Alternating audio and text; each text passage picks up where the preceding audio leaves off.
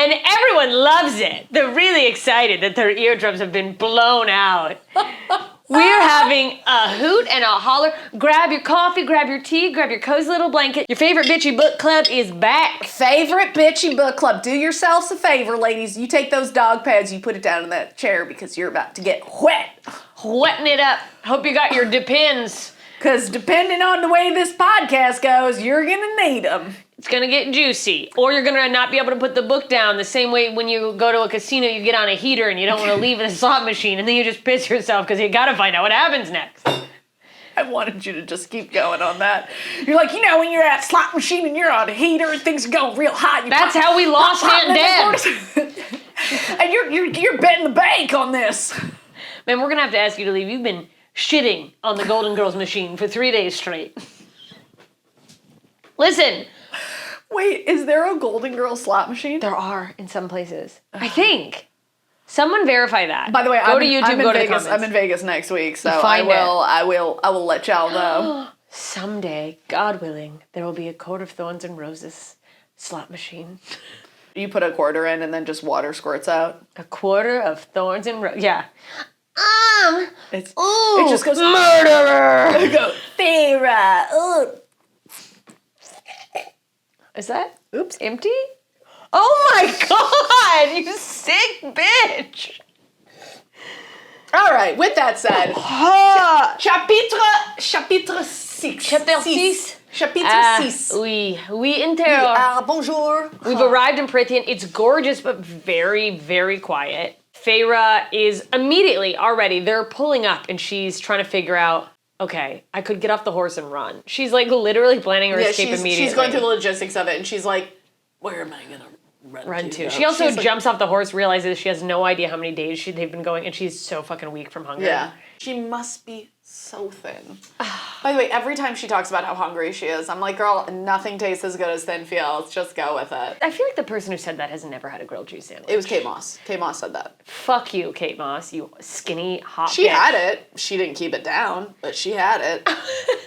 Everybody should barf up a grilled cheese. I'm telling you. You get to have it twice. You haven't lived until you've barfed a grilled cheese. Yeah, it has like a little extra je ne sais quoi. Give it up for eating disorders and disordered eating. You know what? I don't know how this didn't dawn on me, but it wasn't until a few weeks ago that I really, fully realized every single woman who has a body I want has an eating disorder. Yeah. Yeah. I really thought... every woman you know has disordered eating. I have disordered eating. Everybody does. This is dinner. You've been drinking that since I got here. Dinner every moment of the day. By the way, what is it's which electrolytes? You know what? Let's just get onto the podcast. I was Element. about to start talking about electrolytes. Element tea. Okay, so they arrive in Prythian. Farrah's under like a little bit of magic. She says it tastes like metal, which is like exactly what a guy says when he goes down on me right before I have my period. Which means our periods are magical. Mm-hmm. Yeah. You're welcome. My old... Come eat our fairy dust. Copper box, as they call it. Nobody calls it that. They might call it that on you. That's the garbage match of dreams. All right. She's... I'll kill myself right now. Don't do that. You won't even be able to do it. You'd forget you were doing it halfway through. You'd be like, I need to make a list. I have a new son, and I'm like, I forgot I wanted to start a web series. Kill me. You're about to kill yourself, and you're like, it didn't go live. Nate, will you check the internet? No, don't. That wasn't for you. That was a line in the podcast, Nate. Oh, God, please don't come in here. He's trying so hard not to scream. If you guys, by the way, hear muffled screaming, it's not that I have my boyfriend tied up to a radiator and I'm keeping him here as a prisoner. It's football Sunday when we're recording this. And usually he's tied up, though, when it's not football Sunday. Yeah, but that's just because that's what he's into. Am I right? He's going to hate that. Hate it. Take that down. You'd never say that, but he will get messages from his friends going, "I like getting tied up, man. So you're good." Anyway. I mean, if his friends all listen to this podcast, I will be very happy. Yeah, because then that means men are learning to read the things women like and what we want, which is to be whisked away by a beast taken from our families, never to see them again. By the way, whisked away, and we get to ride a horse while we're being whisked. You're just coming on the horse? Oh, yeah. You're like, oh, yeah, gallop! Oh, what a gross. I just did this, and it had to be the most unsightly thing. Oh, ow. My titties are killing me right now. I'm either pregnant or getting a real big period. So keep coming back. Stay and tuned we'll find out if Nicole's having a child. Is it magic or is it a Is it a baby? Which in that case, it would be magic. So she gets to Prythian. First of all, She's starving, but we learn a rule. We learn one of the things that humans have been taught about fairies is don't eat their food. They can enslave you. Because you become enslaved. Is the rumor is that if you eat their food, you're their slave. Yeah. Which... So, okay. by the way, the beast turns into like this hot, blonde, shredded just very like dude. Thor, Fabio, but with wearing a mask. Yeah, a gold mask with emeralds on it, and is very much like you need to eat the food. And I will say, seems impressed by the house. It's very immaculate, even compared to the nice manner that she had. And I think she's a little blown away at how similar, though much, bigger and fancier. And like, it's very human. It's still human-like. human. Yeah, it's still and very human. The food looks human-like. Yeah. The food, she said, it looks better than anything she's ever eaten in her whole goddamn life. And she comes to find out that this monster is high fae. He's considered high fae. Which means Prythian royalty. Mm-hmm. It's like, this is where we learn there are levels to there's the a hierarchy, fairy community. That it's like there's... He's as high as it gets. Yeah, he's top of the pile. Yeah. And then he has a friend who walks in who's a red-haired fox wearing a fox mask. With He's one eye. With Foxy one Daddy. O's. Yeah, he has one eye and then like a metal eye that seems to operate as an eye, and it looks like he's a scar. But also, also the mask. His is shaped like a fox. Wearing a mask.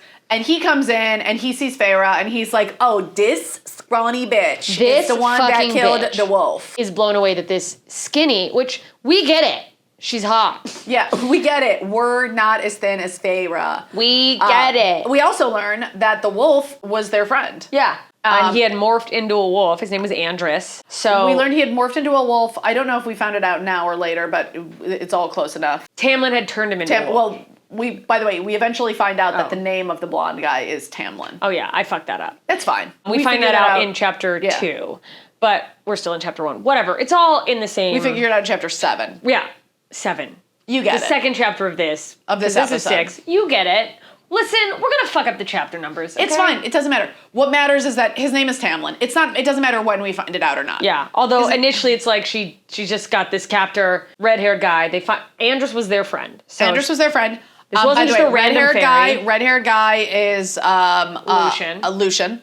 So these are the names so far. Lucien, Tamlin. These are the 2 people we know in the world of Prythian. Which we and then Andrus, who is dead. Devastating. Andrus was in disguise. Lucien is pissed off. He fucking, obviously, understandably, that was his friend. He hates Feyre. But Tamlin has instructed Lucien, and as we come to find out, everyone in the court, or in the building, house, manor. Everyone in the house. To not fuck with Feyre. Yeah. For whatever reason. And even though it doesn't make sense to me, but basically she gets to live there, and as long as she stays on his property, no one will get harmed. But he does make it clear, he's like, oh, you can live anywhere in Prythian, by all means, if you don't want to stay here where I've provided safety. But also, good fucking luck. Yeah. She has her own quarters. She has her own, decadent living quarters. Yeah. Where she gets to take a bath. And then she has her own personal, attendant. Servant person, Alice. Alice. Who also has a mask on. So everyone's wearing a mask. So there's this people, weird, horny, eyes wide shut. Everybody's wearing a mask. She's what's going on? What's going on with the mask? Why are they all hiding behind these? Very strange. And then Alice, her personal attendant... Her personal attendant, her maid. Her handmaid. Her handmaid. Takes her clothes, washes her clothes. Feyre's clothes are so old, they basically disintegrate in the wash. Yeah, because she tries to give Feyre a nice dress, and Feyre's like, I'm good, I'll wear my clothes. And Feyre's, and Alice is like, oh, this? It's a string. Yeah, it's string cheese. Yeah, it's the thread she's holding on by. Call back.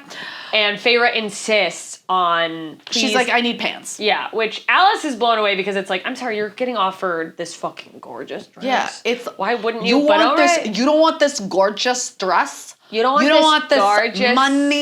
money dress? Yeah, and we're not sure what Alice's accent is, especially because we made it up. Yeah, we're making it up. But she's from somewhere, and we don't know where. I just want Alice to be like a little bit of Sebastian. Oh, you don't know, you don't want this dress? You sound like Lupita. Oh. Lupita. No, just like someone who's named Lupita. I don't know. But no one specifically. You don't want this dress? You sound like Scarface, actually. Oh, You don't want say this. hello to You come to my say house? hello to this beautiful dress. I don't know who this is, but neither. this is Alice. Alice is like, you don't know when to wear it. Alice Anyhow. also is like, hey, just keep your eyes peeled. Don't trust your senses. No Yeah. big deal.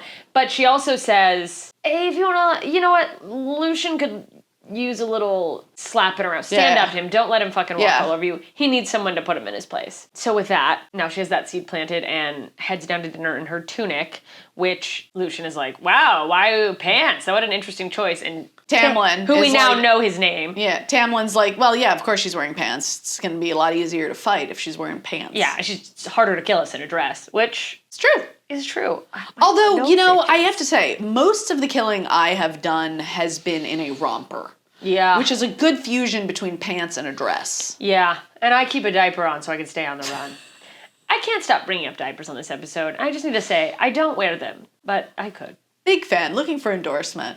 If they made Pampers. my ass look fatter, I found an old video, by the way, of me as a baby recently. Biggest your butt's ever looked. Yeah, and even Nate was like, wow, look at that thing. Where'd that go? And I'm like, that's Diapers. a diaper filled with shit. I was being neglected as my parents filmed me on their handy cam. Well, not handy. It was one of those, did you ever see, remember 80s video camera dads? VCR, yeah. Yeah, my dad would he got a video camera, would prop it, and then, as if we were a reality show. Some of the most boring tapes I've ever seen of me just sitting there in a chair as a toddler. So you're doing an impression of your mom smoking a cigarette? Yeah, me doing this and my mom just rocking as her alcohol wears off and she can't find her keys to go get more Heineken. Same thing. Same diff. Does your mom drink alcohol-free beer now? Rarely, but she has. Yeah. Yeah. I think she probably did it more when she first got sober. Yeah. Because I think it was like a habitual, like the taste of cold beer. But I haven't seen Matt her do it in a Edgar's long joke. time. Never has there been a better joke in the history of... Matt Edgar's O'Doul's joke is... He's like, if you're drinking O'Doul's, you have shattered Thanksgivings. I have never laughed so hard in my fucking life. Yeah. Oh, love it. One of my favorite jokes, but no, not to my knowledge. Although, is she still sober? Who knows? Who knows? My mom likes to sneak around. You know what? Let her get off the wagon. It's fine. Yeah, fuck it. So, back to Prythian. Tamlin's like, hey, have fun, snoop around, you know, however you want to spend your time, I don't have slaves. You don't have to worry about Yeah, me. and also eat the food. You just eat the fucking food. Yeah, he's like, I'm not going to slave you. I don't you. keep slaves.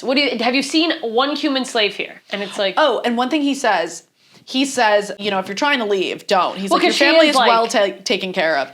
But if you do leave, that will no longer be the case. yeah, because she basically makes a plea and is like, listen, for them, I need to take care of them. And he's like, they're covered. And that's crazy. So now she's in this predicament of worrying about her family, hoping they're okay because of the vow she made, but also she can't leave to help them. Or if they are being taken care of, that's fucking ripped away. So now she has to stay here to take care of Well, her there's family. another interesting thing that we learn about fairies is, so fairies can't lie. That is established at this point in the story. So, but Feyre is like, well, even if they can't lie, they could probably still twist and manipulate. Yeah. There's gotta be some loophole, And you know? and because she doesn't trust fairies, it's like they're probably very careful with their words, so they're saying just the right thing, like they could omit something. So she's trying to figure out how this could possibly be bullshit, because she doesn't believe this beast man who took her from her home is also like, they're taken care of. Lucien starts grilling her. Oh, he's about like, killing Yeah, Andros. killing Andros. He's like, you remorseless bitch.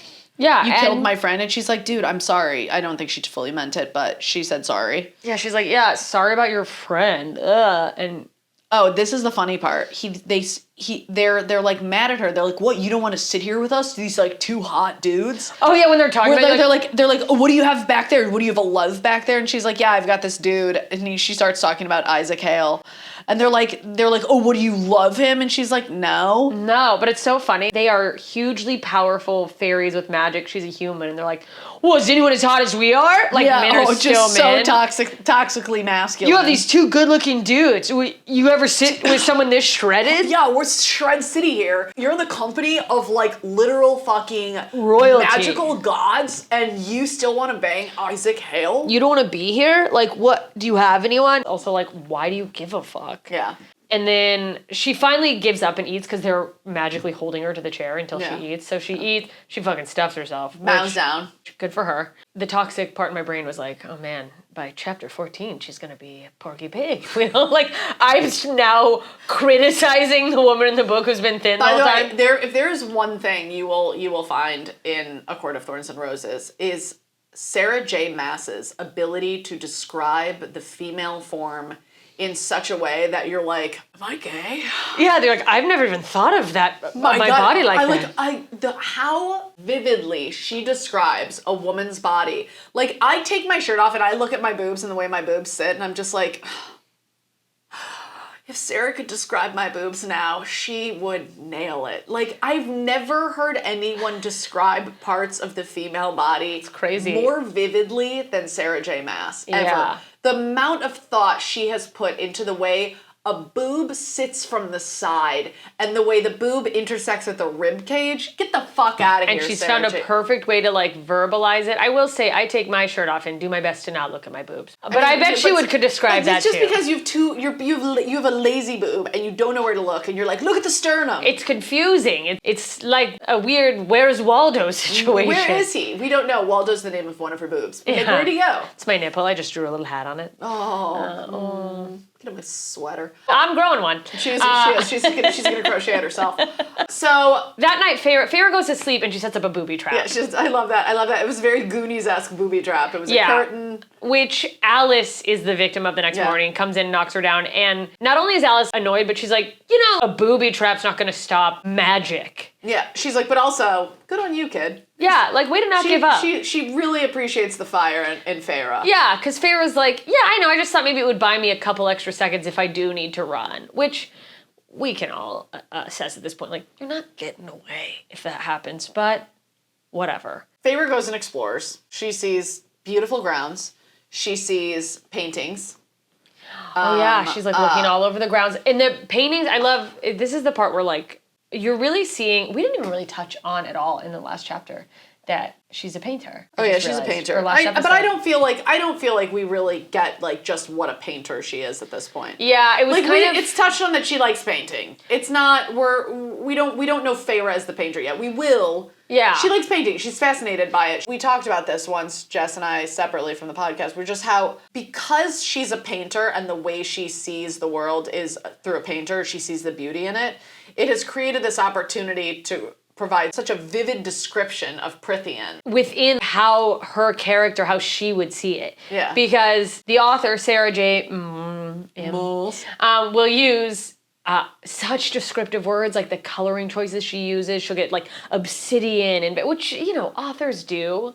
But it comes across, once you realize that Feyre, I almost called her Sarah, Feyre sees the world almost in color, how you would paint, and it really starts to make more sense why she describes it this way. And the fact that Sarah has painted this beautiful picture of the world is kind of interesting, now going, oh, that's how it's seen through Feyre's eyes. Yeah. She's an artist. And I almost feel like the little bit that they do mention of her paintings, she painted the parts of her old house and was chipping away, was almost to lay the groundwork of that she hasn't been able to flourish this talent, and just to plant the seed of something she, because she's caring for her family, couldn't get into. And now seeing how gorgeous Prythian is, she's like, I couldn't even describe these colors. Yeah. It's funny. I got really high on mushrooms once, and it occurred to me that, like, painters, when they see the world, they see it through, like, color. And when, like, dancers see the world and, like, feel the world and feel emotions, they have to, like, dance. So, like, painters have to paint, dancers have to dance, and comedians have to make jokes. Like, that's, like, the way we process the world. Comedians are like, pull my finger. Yeah, comedians are like, start a podcast. Terrible. Anywho, I wish I could paint. So she's exploring. Tamlin sees her. He's like, hey, do you want me to give you a tour? They start talking. He reveals that there's this thing called the Blight, which is, like, basically, it's been going on for the past 50 years. It's been affecting everyone. That's why everyone's wearing the masks.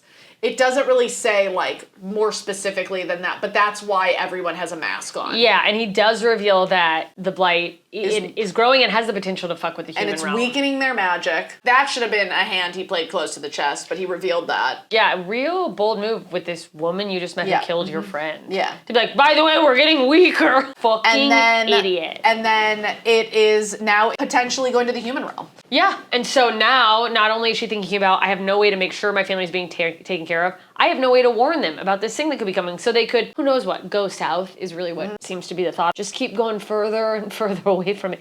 If there's one thing you can do with your problems, it's run. It's outrun disease. My God. Go to Al-Anon. Go to Al-Anon. That's such a funny thing to say about a character in a fantasy novel. God, go to an Al-Anon meeting. Go to a meeting. Christ almighty. Yeah, what meeting a at an burden. inn. She has no recovery. Yeah, they don't do that there. People never recover. So basically, Feyre's like, I'm good. I'll just peruse around the garden myself. And she's going around the gardens just like, oh, check out the place. But really she's, okay, how can I escape? What do I need to look out for? And then she realizes, oh, Lucien is really close to Tamlin. Lucien already hates me. Maybe the play is I talk to Lucien to convince Tamlin to let me go. To let me go. Because he hates me. And she's just thinking this in the garden when she hears a noise. She just hears something happens. Like noises. Something is amiss. And it's like she sees a shimmer in the corner of her eye. It's like something's there, but she turns around to look and there's nothing there. Or like the idea of a creature is there. They vanish a moment later. She just sees a statue. Just know that something happened to the garden. Something was creeping in the garden. By the way, I love that at a dinner, she at some point during one of the dinners, she steals a knife like that. She's like just a butter knife. Yeah, I think it was a steak knife, wasn't it? No, it was a butter knife. It was a butter knife. It wasn't. It doesn't matter. You're not going to fight magic. But any knife against a fairy is a butter knife. Yeah. Do you think they just have ashwood knives laying around? No. So she slides a knife into the sleeve of her tunic. The tunic of her tunic. Mm-hmm. The tunic of her tunic. I know. You know what? Based on the way tunics have sleeves, it looks like it could be a tunic for the tunic. Yeah, well, that's true. And she's just really fucking bitter. She's like, I made one promise. I can't do it. I'm pissed at my family. She's basically obsessing over this thought. Which is so insane. And they're like, what's wrong with you? And she was like, I made a promise and my family and my mom. And then, they start asking her about her mom. And then they find out that Farah's mom died when she was young and that she made this promise to her mom. And Tamlin's like, I'm really sorry about your mom. Yeah, he seems like really sincere. And Feyre's like, yeah, sure you are. Yeah, because it's like, why the fuck would you care? And she goes back to her room and takes the knife and packs a little, go bag. By the way, she packs a go bag like it's a little kid running away from home. Yeah. Like an E.T. suitcase. And some kid's like, I'm going to hit the road. My parents suck. Like, you haven't just been told the forest full of magic that you're already going to run into is going to kill you. Going crazy, and fairies are dying, and there's bad shit out there. She's like, it'll be fine. And then also she's got this butter knife. Yeah. Don't worry. I'll save us. Imagine you're under assault or being confronted by an evil demon and the person you're with goes, fear not, I'll protect us. The butter knife is mightier than magic. So she's got her bag packed. The next day she wakes up and she's like, I'm going to find Lucien. I'm going to talk to Lucien. Oh, and on her way to go find Lucien, she runs into Tamlin, and Tamlin's like, hey, you want to hang out? And she's like, nah, I want to be alone. And he's like, no, okay. Yeah, and then keeps trying to be like, want to be my friend? And she's like, nah, dude, you're a tryhard. She goes and finds Lucien, and Lucien's like, well, I'm about to head out, so why don't you come out with me and show me what you're made of, little fucking huntress. Yeah, he basically is like, oh, you hunt, don't you? Get on the horse. And she's like, I hunt on my feet, but okay. And then he hands her a bow that's like 7 times the size of her. She's like, I'll figure it out. Yeah, which I love. Which I do. Yeah, like that she's badass. It's gonna take me a second. Mine's She's like significantly lighter. Not usually what I'm used to working with here, but I can make it happen. Yeah, and she's really trying to be coy, like, so what's the deal? And he's like, dude, you're literally, the fact that you think I have any control over Tamlin is laughable. Yeah, because he immediately clocks it. He's like, so you came out here to try to get me to convince him. She's like, what? I don't. And he's like, I can't. I respect your balls. But there's Tamlin, it really establishes that Tamlin is such a higher rank or so powerful. Yeah. Tamlin's as high as it goes and no one has control over him. Yeah. And there's nothing he could do. There's just frankly no way around this treaty that it is what it is. And also, even if he hates her, You gotta think, he doesn't want her to just go and be happy. She killed his fucking friend, who, by the way, the reason he's heading out on border patrol, I guess. Because it's what Andros would have done. Yeah, so he's now he has covering to do that. his shift. Oh, one thing that happens while they're out, he tells her, well, she reveals to him that she knows about the Blight, and he is like shocked that Tamlin revealed anything about the Blight. But then he reveals the masks are stuck to their face. Yeah. He also tells her about the Surreal, which is a new creature. That's a new thing that's been introduced. Yeah. In the world. Yeah, she realizes in their conversation about the mask, she points out that Tamlin didn't have a mask on when he turns into a beast. And Lucian's like, yeah, that's basically the trade-off. You can live as a beast or have a mask stuck to your face. And then somehow she finds out not everyone can turn into a beast. And that's she starts asking, what are the different kinds of fairies? Tamlin is a shapeshifter. Yeah, and not everyone can do that. In fact, we find out he shifted Andros because he thought he would be safer, ironically. As a wolf. Yeah, when he sent him over the wall to do whatever he was supposed to be looking for or doing over the wall. Yeah. And Lucien tells her the masks are there because when the Blight hit, they were all at a party. They were all at a masquerade. They got stuck to their face because it's kind of unclear. But he said that the thing that caused the mask to stick there came from the shit holes of hell. And he references a woman who obviously has some sort of evil power. But oh yeah. But then he immediately panics. He's like, no, don't I shouldn't have said that. I should it's almost like she could hear us. So now we know there's someone that they're afraid of, and it's a woman. And good. We love that. Mm-hmm. We love that. You should be afraid of a woman. Fear. Who's afraid of little old me? You were hitting that note too. Thank you. And then the Surreal. Sorry, he talks about the Surreal. Who, if you trap it. Yeah, it'll answer questions. And she's like, noted. Yeah, and then honestly, and then they're they're fucking hanging out, and all of a sudden he's like, don't move a fucking muscle. And he's saying this after telling her about the Surreal, and I was like, oh my God, is there a Surreal there? Like, what is this thing? And he's like, don't move. And she like can feel it in her bones. Yeah, like there's something there. An essence, and he is like, put your bow down. Don't move. Yeah. Which seems counterintuitive. And then he tells her to look straight ahead, no matter what you do. Look straight ahead. Like, do not listen to what this voice tells you. Yeah, just keep looking ahead. And there's an invisible force. We discover a new creature in the world of Prythian. They're called Bogges. Or the Bogge. I was kind of unclear on because... Is there one Bogge or are there many Bogges? Is it like an essence? I think there's many Bogges. There are many, many Bogges. Travel Bogge. Yeah. Basically... He's the boggy man. Sorry. I don't know if you could see anything because she's told to not turn around and look at it. Well, come to find out, it exists, but like it only becomes real if you turn around and actually look at it. First of all, her bones are chilled from the inside out. Mm-hmm. She hears a voice in her head telling her to turn around and look. It's like, look at me. Look at me. Honestly, it sounds like some BDSM shit. Yeah, where your dom is like, look at me, and you're like, as a sub, you're like, I will not look at you, and your dom is like, no, look at me, and then he comes. It sounds like what? It sounds like you've done BDSM with someone who's really bad at being a dom. Oh, look at me! I won't look at you. The sub's like, I refuse, and then the dom comes, and he's like, I was never a dom, and he starts crying. I've been a sub this whole time. I'm such a sub. I will feast on your flesh. Anyway, horrifying, and she's filled with terror, and basically, at some point, it kind of moves on. The Bogge goes away. But she says she's like just about to look, and then it goes away, and it's like... And then we find out that Lucien can't do shit against the Bogge. Yeah. And that's when we find out the true power of Tamlin, because Lucien is like, the only person that can handle that fucking evil entity is Tamlin.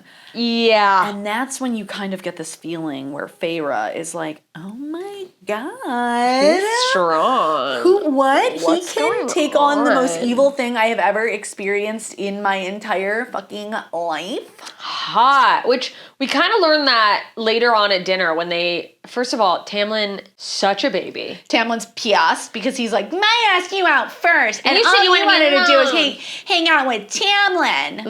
Lucien. Yeah, she's like, I want to be alone, and then she went and hung out with his friend all day. Ooh, shade. Jealousy. I'll stop doing that.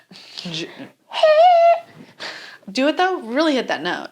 Try. I don't even know what the note I was trying to hit was. Anything. Any high note. Go high note. I can't hit a high note. I'm an alto. Is that an alto? I don't know. I don't know what that is. Did that sound like dying?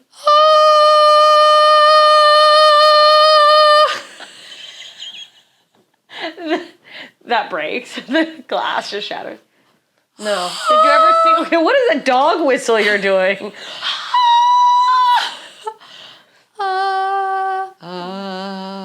Do, re, mi, fa, sol, la, ti, do. Do, re, mi. Anywho. We are delirious. So He's being a baby. Tamlin's being a fucking baby, and then all of a sudden Lucian's like, By the way, we saw the bog. By the way, we saw the bug, and all of a sudden Tamlin's like, boo-hoo, you what? And he immediately storms out. And he's like, yeah, he's going to get the bog. And then Feyre's like, oh man. Feyre's like, tell me if I can drenched. wet. She doesn't say any of that. It's not written in the book, but you feel it. Yeah. And she goes to her room after dinner. She's like looking out the window and catches herself realizing, oh God, like I'm looking to see when he's coming home. What am I doing? Yeah. And then she sees a shadowed figure near the edge of, I'm picturing like the gate of the... I'm picturing like there's a garden and he's at like the edge of the garden. So she sees this shadowy figure and she's like, Yeah, she's like, what's going on? Who's that guy? She's like, new garden, who dis? Hey, this is my house now. What are you doing down there? What are you doing down there? She just chucks a shoe at him. You mother... She focuses her little eyeballs in. It's her father. It's Papa. Her fucking father is at the gate. Her crippled ass fucking dad. Are we allowed to say crippled? Yeah, he's crippled. Is that a bad word? I don't know. Let us know Apologies in the comments. if it is. I'm sorry, I don't know. But as I said it, I was like, I feel like that might be a bad word. We gotta knock it off with making descriptive words by the way, if it is a bad word, I obviously don't mean it derogatory. But like, just let us know. Gentle correction here. I'm very apologetic if it is. I mean, what are we supposed to call him? Hobbly wobbly father? Like, the man is crippled. The real hobbly bobbly. The man got his leg taken out by the human world mafia. Oh man. Anyhow. So that's where we're at. That's our at the fucking end of chapter cliffhanger. 10. And again, Sarah J. M. We're all Maas. I think Maas. Does anybody know? I guess we could easily Google this. Let's do it right now. Yeah. How do you pronounce Sarah J. Maas? Well, we know how you pronounce it. Ready? Sarah J. Maas. Maas. I win. Maas. Sarah J. Maas. There we go. It's been taken care of. We now know. And it's perfect. Yes. Spanish moss. I'm not going to call her that. I once put moss on my hair as a wig, and I had lice for years. Anyway, it died when I moved to Alaska. Of the lice or the wig? Both. No, it was the 90s when you just had to live in the moment. Ugh. Disgusting. With that said, we'll see you guys for the next episode. Next episode. Yeah, next episode. Tune in next Friday. We'll probably drop 2. I'm not making any promises. If you haven't already, please subscribe to wherever you're listening to this, or at wherever you're listening to this. Follow us on YouTube and subscribe there. Let us know what your favorite parts of getting to know the world of Prythian and Feyre and Lucien and Tamlin, and if you're as horny for Tamlin as we are. Yeah, and what are your made-up theories about people? If you've already read the whole fucking series, pump the brakes. But what do you think's going on? When you started reading it, like, if you could just like walk us through what your like in this moment joyful like how much you love this. Because like I just remember reading this being like, oh my God. Yeah. I couldn't stop. Yeah, I know. There's never been anything. That's why we had to come back, because I called you and I was like, have you read this? You have to read it. And then you read it and you're like, oh my God, I'm reading it. It was unreal, dude. Unreal. Insane. I've never read or listened to anything where I was just like, oh man, this is deep. Yes, DM us at 2filthynerds on Instagram if you see funny A Court of Thorns and Roses videos, memes, whatever. We're going to share them. If you have them, share them with us. We'll post them out. We'll blast them out there. We're having fun. If you haven't already, if you have the Apple Podcast app, 2filthynerds, please search it. Leave us a rating and a review. It helps boost us. I hate asking for that, but... Also, we're going to have a segment at some point called The Sticky Page where we talk about what our favorite horny scene was. We haven't hit any super horny scenes yet, but once we get to the horny scene part of things, start sending us what your favorite horny scene is. I mean, you know what? Maybe some of these scenes made you horny. Message us your horny scene so we can share it as a sticky page. Yeah, my sticky page of this episode was, we didn't mention it, but when he tries to compliment her and he goes, you have very clean hair. Oh, yeah. Ooh. Did you talk about my hygiene? Ooh. There's nothing I like more than a man who appreciates a bathed bitch. Yeah. Ooh.